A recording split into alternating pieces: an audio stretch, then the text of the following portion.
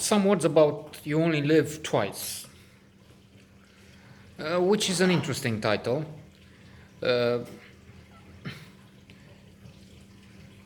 it refers to the fact that James Bond, which is the hero of this film, and a series of others that are programmed these days on our Cinemax channels 1 and 2.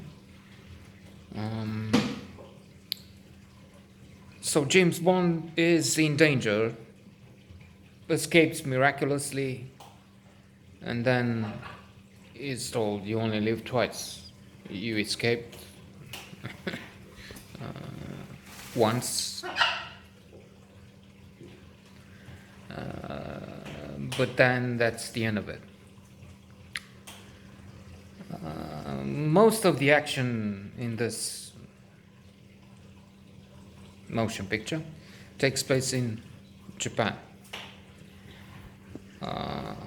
Well, there is an event early on in the beginning in the waters around Asia. What they do is they stage a burial at sea for James Bond.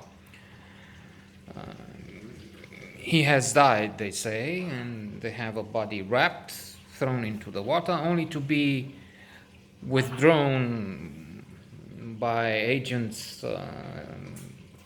and taken to a submarine, where the head of MI5, in fact, it would be MI6. MI6 is the agency which deals with the outside of Britain, as far as I know. MI5 deals with the internal challenges.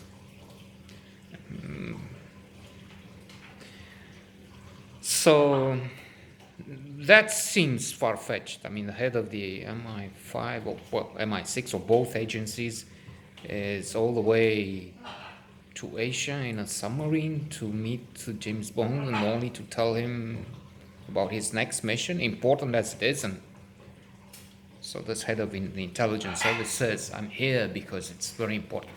But anyway, we may tend to agree with, I think, the critic from Time Out, who said something like, bad as these James Bond movies are. He was referring to the old series, I think. Now, about the new ones, well, I don't know. That's subject matter for other notes. This particular movie is even worse, and he was referring to On Her Majesty's Service, but that's for tomorrow, inshallah. A note on that, I mean. So, indeed, if we watch them when they were made, I think they're more than acceptable, entertaining, captivating.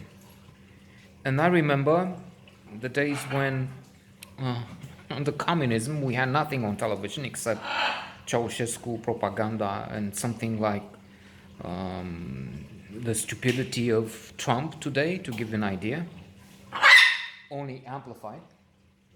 So in those days, I was a member of the British Library and went there to listen to music,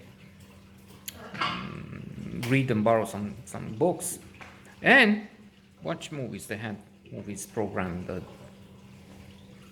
11, 3 in the afternoon, I don't know, there were some hours. And a small library, only 10 people would sit on these chairs. Within the walls of the embassy, actually. That was an interesting aspect and an interesting age.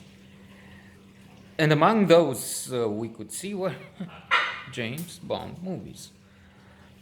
And we appreciated them. But now, decades after that, what's the most important aspect of those films?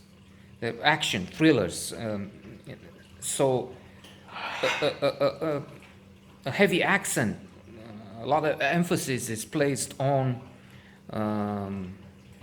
The fights, they're not looking too well now because, well, things advanced in this category. And the most important thing would be the special effects and the so-called armament they have there, which was top of the range. There were innovations. I mean, they introduced new things, but tell me now, seen from today, they look more than redundant. I mean, I mentioned that before. Sean Connery, he's playing James Bond here, is in a bizarre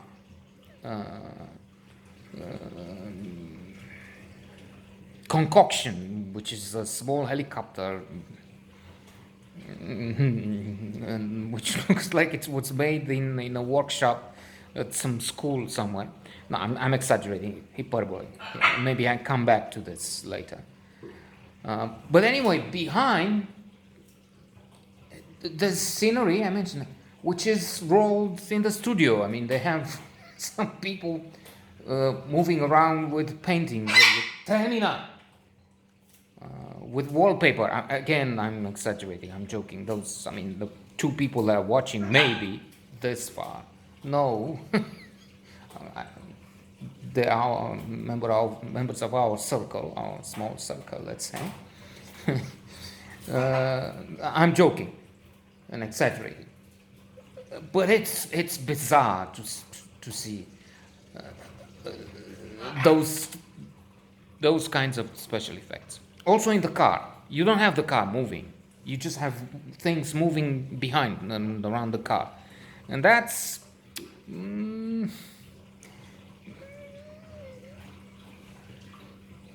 That's somehow eliminating the purpose of watching such movies, because you're there to watch the well-made action scenes, to follow James Bond again in the helicopter, but the things he has then look artisanal today, to say the least, to be polite about it.